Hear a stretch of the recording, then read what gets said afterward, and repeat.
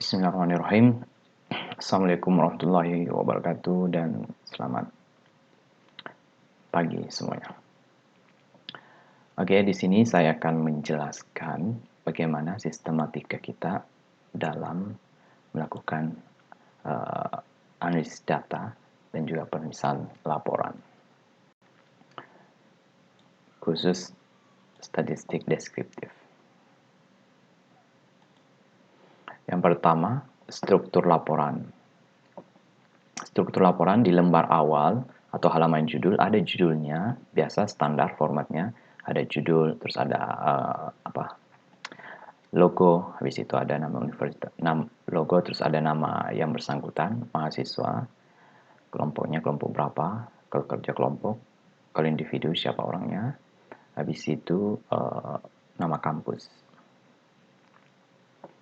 Oke, jadi untuk judul ini formatnya seperti ini, minimal sebenarnya seperti ini, bisa ditambahkan, yang jelas tidak terlalu banyak tambahannya, artinya improvisasinya boleh. Oke, contohnya gambaran plus variabel psikologi plus responden, lokasi, ini komplement pelengkap, bisa tidak, bisa iya. Contohnya gambaran keseriusan belajar. Keseriusan belajar di sini sebagai variabel psikologi. Oke, mahasiswa Universitas Besoa. Lokasi tempat komplement selama pembelajaran online. Jadi kita ingin mengetahui apakah bagaimana gambaran keseriusan belajar atau bagaimana tingkat keseriusan belajar mahasiswa selama pembelajaran online. Itu kan menjadi suatu pertanyaan dan menarik untuk kita teliti. Kalau mungkin kita bisa mengatakan ketika kita melihat fenomena mungkin lebih rendah keseriusan belajar karena online, tidak ketemu dan sebagainya. Tapi kan belum tentu.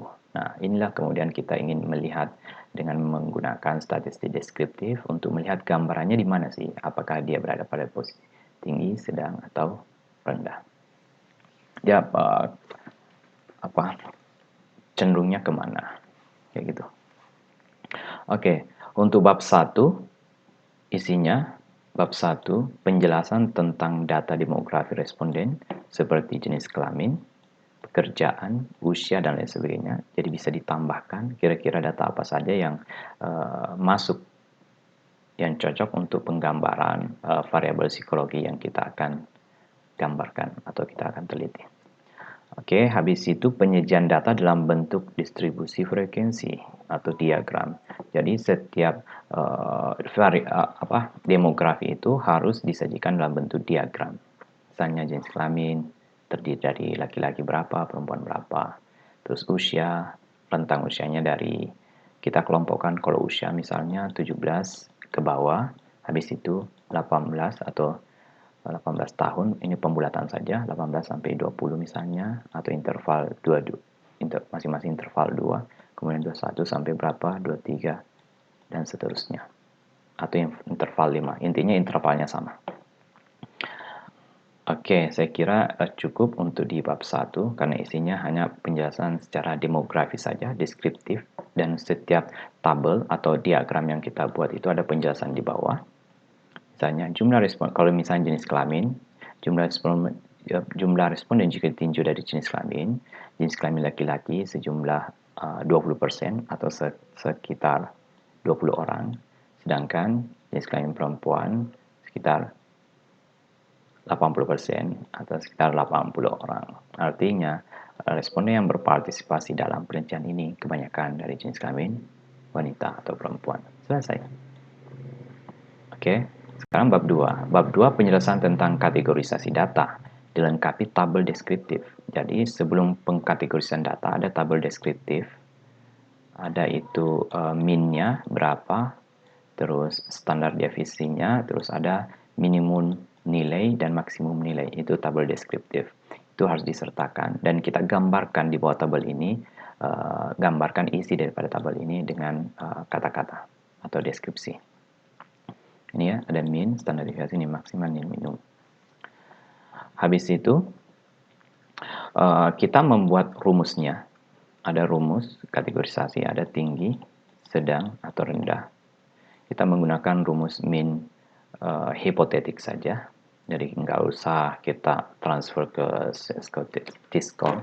Nah, sama aja kita menggunakan min hipotetik, langsung jumlah totalnya kemudian di kategorisasi. Habis itu, setelah dikategorisasikan, ada hasilnya, hasil kategorisasinya berapa, disajikan dalam bentuk diagram. Kemudian dijelaskan. Apakah dia berada pada tinggi, sedang, atau rendah. Berapa orang di tinggi, berapa orang di sedang, berapa orang di rendah. Kemudian bab 3 tinggal kesimpulan. Dari keseluruhan bab 1, bab 2 kita simpulkan di bab 3. Kesimpulan hasil penelitian, data demografinya, secara garis besarnya bagaimana, dan hasil kategorisasinya bagaimana. Nah, ini demografi, sama tadi penjelasannya. Intinya ada diagram, baik itu diagram lingkaran, diagram batang, ataupun diagram yang lainnya. Nah, habis itu kita deskripsikan di bawahnya. Gitu. Masing-masing ya. Kalau misalnya jenis kelamin, ya begini. Kalau misalnya pendidikan begini, atau hobi, bisa lagi lain-lain. Jadi berbeda-beda. Habis itu pendeskripsiannya setiap di bawah diagram tersebut ada deskripsi. Kemudian bab 2, pengantar umum. Ada dulu pengantar umum terkait dengan variabel penelitian kita. Ada apa itu variabel kita, apa tujuan penelitian kita, analisis datanya menggunakan apa, SPSS biasanya toh. Pembagian kategorisasinya menjadi berapa, kita fokusnya ketika kategorisasi. Silahkan baca-baca buku terkait dengan ini dan masukkan di dalam sini sebagai penjelasan umum. Kemudian tabel rumus kategorisasi plus penjelasan singkatnya, ada rumus kategorisasinya, tinggi, sedang, rendah. Kan ada itu X bar ditambah 1 SD itu berada pada kategori tinggi, sedang, dan sebagainya. Itu rumusnya. Habis itu nilai, kemudian dimasukkan nilainya ke dalam rumus itu dan hasilnya berapa. Dan penjelasan singkatnya ya. Penjelasan singkatnya apa makna ini. Kemudian dijelaskan. Kemudian habis ini baru masuk ke ini deskripsi variabel. Hasil deskriptif variabel. Itu ada juga tabel dari statistik deskriptif di masih keluar ini min, standar deviasi, max, dan penjelasan singkatnya. Intinya setiap ada tabel itu harus ada penjelasan singkat. Setiap ada pie, chart, dan sebagainya itu harus ada penjelasan singkat di bawahnya terkait dengan isinya. Oke, kemudian tabel terakhir itu tabel hasil kategorisasi. Tabelnya gimana? Berarti hasil perhitungan daripada menggunakan rumus ini. Oke, tabelnya dimasukkan di sini, hasilnya ditunjukkan terus dijelaskan. Kemudian ada itu tinggi, sedang, rendah. Dia masih kategori di mana? Berapa orang tinggi, berapa orang sedang, berapa orang rendah. Ada diagramnya juga, mungkin begini. Kemudian dijelaskan di bawahnya. Intinya setiap ada data, baik dalam bentuk diagram atau bentuk lainnya, itu harus dideskripsikan. Nah, seperti ini contohnya, rumus kategorisasi. Kita menggunakan min hipotetik, tinggi, sedang, rendah. Seperti ini rumusnya. Oke. Contohnya ini, minimum, maksimum, ini minnya, rata-ratanya, standar deviasinya ini. Kalau kita mencari tinggi, sedang, rendah, ya tinggal dimasukkan saja. Minnya berapa? Min ditambah 1 SD atau 1 dikali SD. Nah, minnya berapa? 81,35. 81,35 ditambah berapa SD-nya? 15. 15 kali 1, 15. Tinggal ditambah. Sama dengan 96,7. Artinya nilai yang diperoleh di atas 96, mulai dari 96,7 itu dikategorikan kategori tinggi. Ini. Begitupun sedang. Tinggal dikurang dan dibagi. Min dikurang 1 SD, min ditambah 1 SD. Bukan dibagi tapi ditambah. Jarak itu 66 sampai 96. 66 sampai 96,7 itu berada pada kategori sedang. Kalau rendahnya tinggal di bawah 66, berapa? 65,9. Di bawah 65,9 itu berada kategori rendah. Seperti itu. Jadi mudah kok. Kemudian kesimpulan, bab 3, kesimpulan hasil penelitian berdasarkan data demografi. Itu yang pertama. Dari keseluruhan data demografi itu disimpulkan secara garis besarnya saja. Kemudian kesimpulan hasil penelitian berdasarkan kategorisasi secara garis besarnya saja, tinggi, sedang, rendahnya.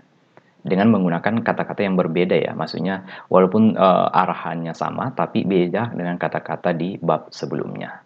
Seperti juga ini beda di bab 1 kata-katanya, tapi maknanya sama, sama dengan ini. Seperti itu, ya selesai. Saya kira cukup, ini gambaran singkat daripada laporan kita. Di sini juga saya akan menjelaskan, eee, praktikumnya. Anggaplah ini data SPSS, bisa dilihat ya. Ada 100 orang, ini bisa dilihat 100 orang, ini jumlah orangnya ke bawah 100 orang. Artinya data penelitian kita ini diisi oleh 100 orang. Ini adalah skor, oke. Skor skala kita sudah menyebarkan skala, inilah skor-skornya. Skor totalnya skala kita. Oke, ini skor total skala kita. Nah, di sini teman-teman sudah diberikan skala, sudah diberikan skor seperti ini, tinggal dianalisis saja. Intinya kita sudah menyebarkan skala, habis itu total skala itu kita jumlahkan hasilnya seperti ini. Untuk orang pertama skornya 90, orang kedua 80, dan seterusnya. Ini terkait dengan keseriusan belajar. Jadi ada skala keseriusan belajar yang saya sebarkan dan saya sudah menjumlahkan secara keseluruhan setiap itemnya dan hasilnya seperti ini. Ini hasil akhirnya. Oke, sekarang kita ingin melihat apakah kategori nilai ini terdistribusi ke dalam beberapa macam kategori, apakah dia berada di cenderungnya sedang, tinggi, atau rendah. Oke, kita ingin mengetahui berapa sih keseriusan belajarnya anak di kelas X, apakah berapa orang di serius, berapa orang di kurang serius atau di bawah serius, berapa orang yang sedang-sedang atau dan berapa orang yang tinggi. Ada 3 kategori kan, tinggi, rendah, sedang. Langkah pertama yang kita lakukan, kita mengcoding dulu di sini. Mengcoding, tapi sebelum coding kita melakukan penormaan kategorisasi. Seperti tadi kita lihat di sini, ada ini norma kita dan saya sudah hitung sebelumnya. Ini kita membuat dulu tinggi, sedang, rendahnya. Oke. Ini kan tadi hasilnya ini. Ini hasilnya, tapi tidak apa-apa saya gambarkan lagi sini. Kita ya, langkah pertama kita mencari deskripsi daripada data ini. Langsung saja analyze, deskriptif, langsung deskriptif. Oke, habis itu dimasukkan keseriusan belajar, dimasukkan. Oke, sudah itu langsung option, sudah jelas. Ada sudah min, standar deviasi kita butuhkan. Ini yang paling penting, min sama standar deviasi. Nilai minimum dan nilai maksimum itu secara otomatis saja semuanya ini. Langsung continue aja. Intinya langsung continue aja. Oke. Nanti hasilnya seperti ini. Nah, ini hasilnya. Ini kan minnya 81,35, standar deviasinya 15,355. Sama dengan di sini. 81,35, 15,355. Kemudian hasil ini kita masukkan ke dalam kategorisasi berdasarkan rumus. Tinggal min ditambah 1 SD, 81,35 ditambah 15,35, itu hasilnya 96,7. Ini pembulatan. Oke, sedang dan rendah, begitupun caranya. Nah, setelah kita tahu, ini kan sudah muncul, kita sudah, ini set score tadi,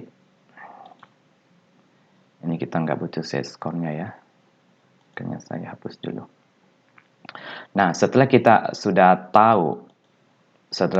tahu rumusnya, sudah ada rumus, maka tinggal kita melakukan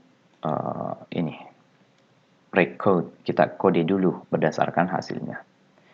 Breakcode into different variable. Oke, langsung saja masukkan. Apa kategorisasi? Nama variabelnya cut aja deh. Kategorisasi,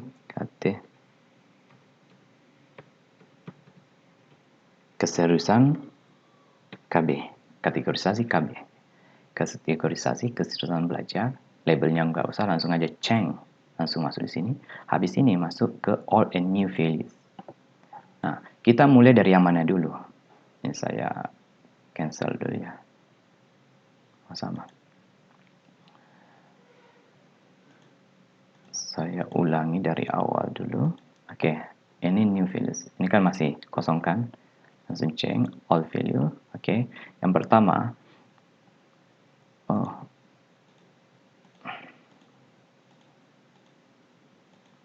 atau saya reset dulu ya. Oke, kita masukkan di sini. Oke, terus masukkan kategorisasi. Kategorisasinya siapa?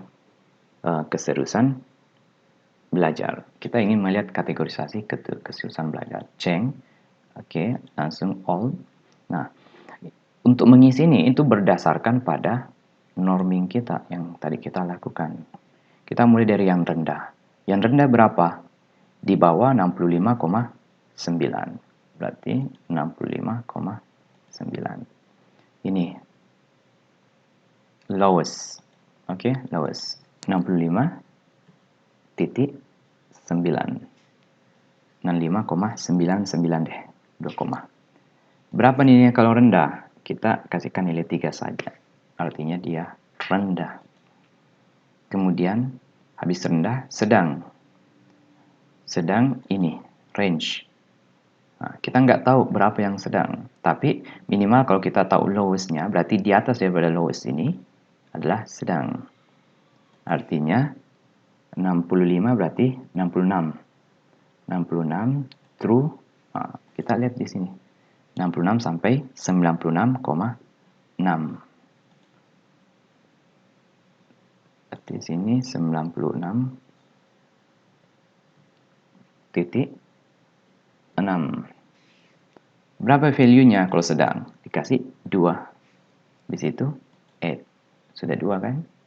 Kemudian yang tinggi, ini highest, berarti di atas 96,6. Berarti 96,7. 96,6, atau kalau mau, kalau terlalu sempit 61 aja begitu. Itu bisa juga gitu. Dia masuk kategori 1 atau tinggi, langsung add. Sudah kan? Nilai di bawah 65,99 itu 3, artinya 3 itu rendah. Nilai antara 66 sampai 96 itu 2. Nilai nilai lebih dari 96,61. Oke, 61 itu tinggi. Artinya 1 ini tinggi, 2 sedang, 3 rendah. Langsung continue. Langsung oke. Nah, execute. Ini sudah execute. Langsung kita lihat datanya. Sudah ada kan? Ini KB, kategorisasi keseriusan belajar. 2 artinya sedang, 3 artinya rendah, 1 artinya tinggi. Oke. Untuk melihat supaya kita nggak bingung melihat data-data 1, 2, 3 ini, kita tinggal melakukan analyze descriptive frequency. Kita ingin melihat frekuensinya. Cut kategorisasi keseriusan belajar. Oke, habis itu pilih chart. Bisa histogram. Kita pilih histogram saja. Habis itu continue. Habis itu oke. Nah, hasilnya seperti ini. Nah, yang satu, berapa orang yang tinggi? 24%. Atau sebanyak 24 orang. 58%, 58 orang. Yang rendah itu 18% atau 18 orang. Karena kebetulan di sini jumlah total orangnya itu N-nya 100 orang. Jadi dia pas-pas untuk presentasenya. Jadi bisa dilihat seperti ini. Jadi yang tinggi,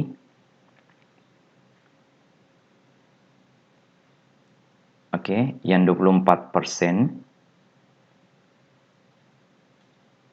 tinggi atau 24 orang tinggi, sedang ini 58 orang, dan sisanya rendah itu 18 orang.